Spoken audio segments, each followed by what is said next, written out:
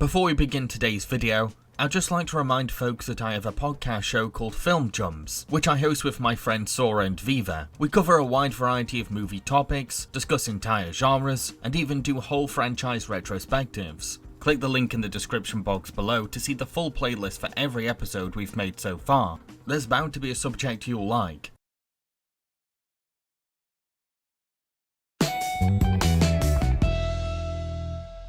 Howdy folks, Jambareeqi here, and welcome to another episode of Jambareeqi Orange, the show where I let my patrons decide what I review. The options for this episode included The Chipmunk Adventure, Monkey Bone, Turning Red, Spider-Man No Way Home, Nightmare Alley, Ice Age Dawn of the Dinosaurs. They chose Turning Red. May is a cheery Chinese-Canadian 13-year-old girl with a silly personality. While she's a bit of an outcast, her friends stick by her, and they all share a mutual love for the boy band Four Town. However, May really wants to be a good daughter to a stern, overprotective mother, Ming, so she dedicates her life to earning high grades and helps out at her family's temple. One morning, May wakes up to realize that she's transformed into a red panda, and she has to stay completely calm to remain human. Ming explains that May has inherited her ancestors' ability to morph into a red panda beast, but a ritual can be performed to end the curse. Meanwhile, May and her friends really want to go to a Four Town concert, but the tickets are really expensive, so they agree to use May's red panda as a gimmick to sell to their schoolmates.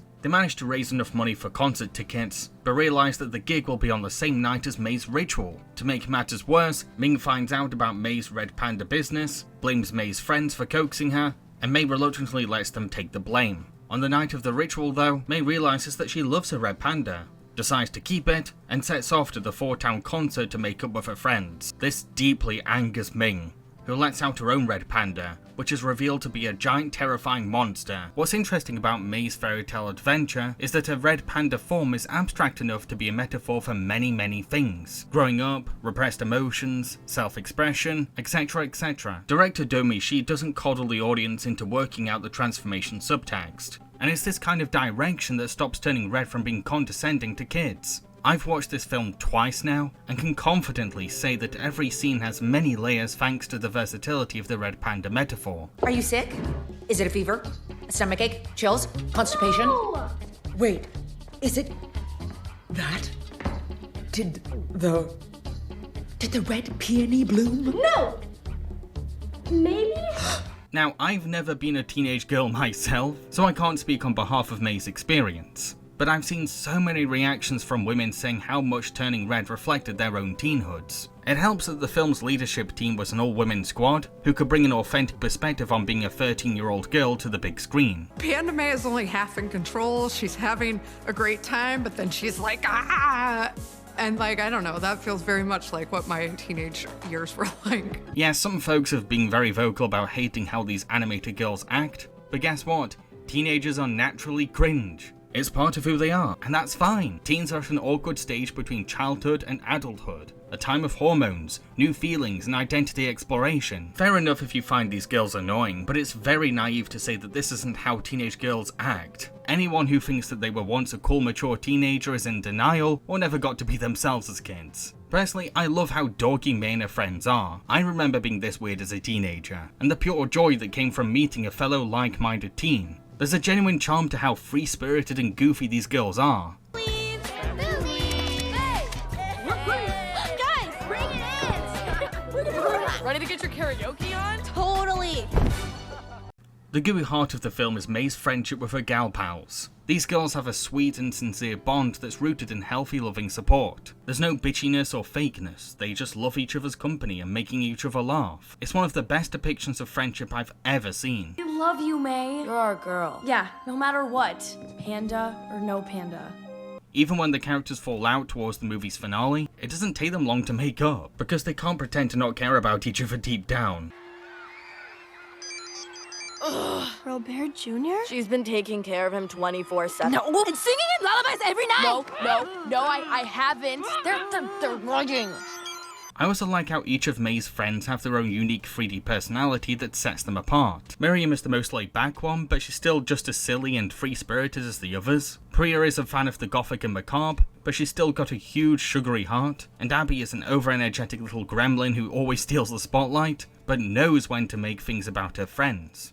Are you serious? You can't trust him. It's a trap. This sounds like a boy-girl party.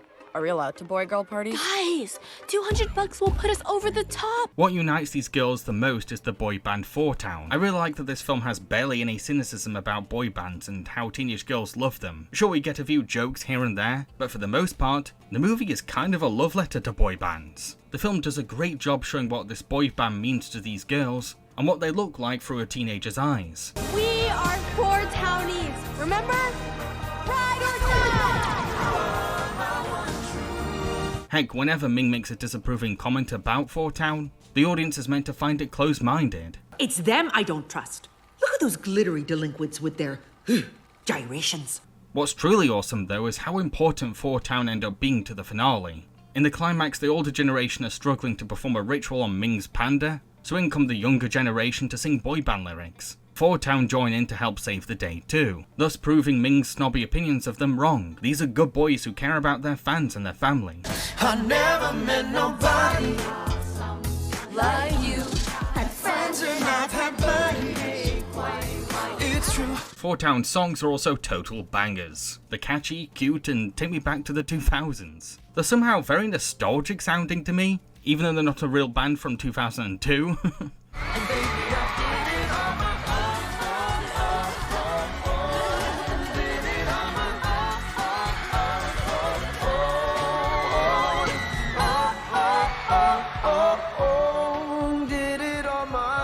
What's kind of surprising is that all of these songs were written by Billie Eilish, who is best known for her brooding low-key tracks. She really proved her versatility with these songs. This is also a film about parenting, helicopter parenting to be exact, which is one of many kinds of parental abuse. Ming might mean well in her heart, but she's let her personal fears, traumas, and self-repression turn her into a dangerously overprotective parent. This kind of parenting has become very outdated because it disrespects a child's space and freedoms. The film goes out of its way to show how much Ming's helicopter parenting crushes May's abilities to be herself, be honest, be clumsy, and be her age. A parent should be a guide for their child, not a physical barrier to their kid's coming of age.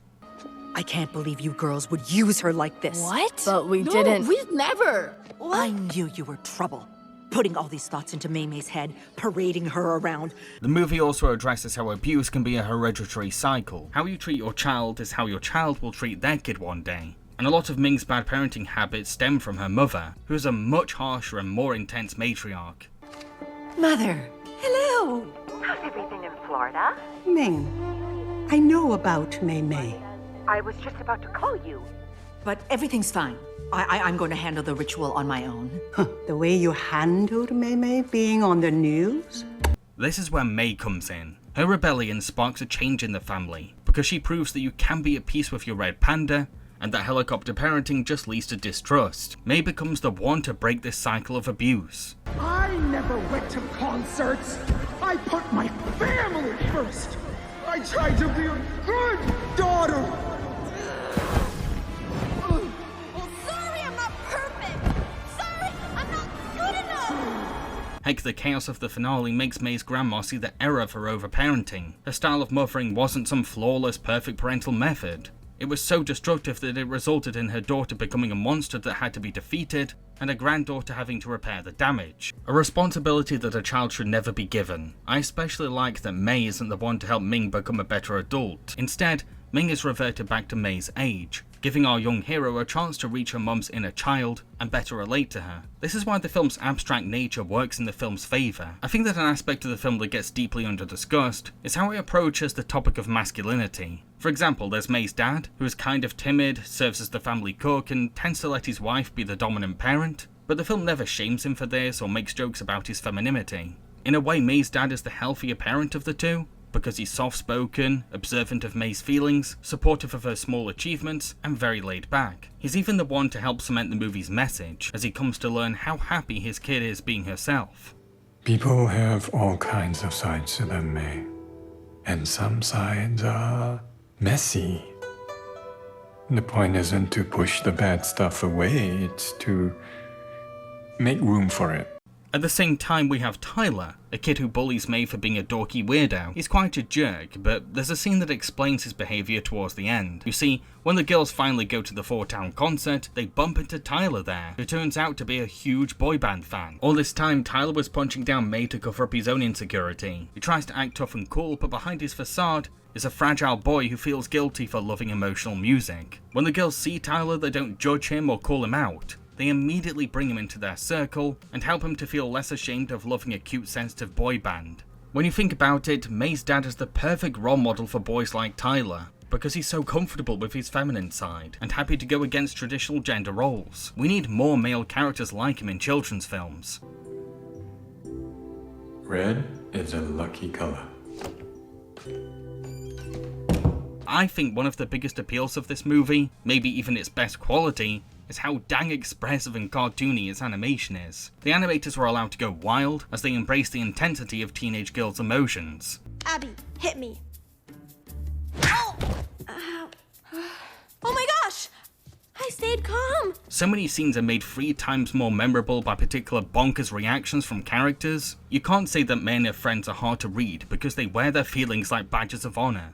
The jokes are frequently funny, all thanks to the comedic animation always being S tier. And the character animation isn't afraid to get unapologetically wacky. There's no hesitance about letting these characters get weird or ugly, because the beauty of imperfection is one of the major lessons of this film. Director Domi Shi is also an outspoken weeb, so the movie is laced with lots of unique anime-inspired animation or references to classic Japanese animated movies. This art style is so perfect for the intended characters and story, due to the over-exaggerated campy nature of anime. It's what makes Turning Red stand out visually. It's not trying to religiously follow a Pixar art style blueprint or stick to the studio's expected branding. We're watching a weeb bringing the Japanese aesthetic to the Toy Story studio, and the end result is a fresh take on family CGI movie making. To conclude, Turning Red is exactly what I want more from Pixar. Free-spirited animated movies that let their directors have lots of creative freedom. This is how we end up with fresh stories. The studio granted a Chinese-Canadian weeb the chance to make a very own movie, and we ended up with a unique coming-of-age anime-inspired film from an underrepresented perspective. So what do you think of Turning Red? Let everyone know in the comment section below, and don't forget to click that like button. What am I going to be reviewing in the next episode of Jambareeqi Orange?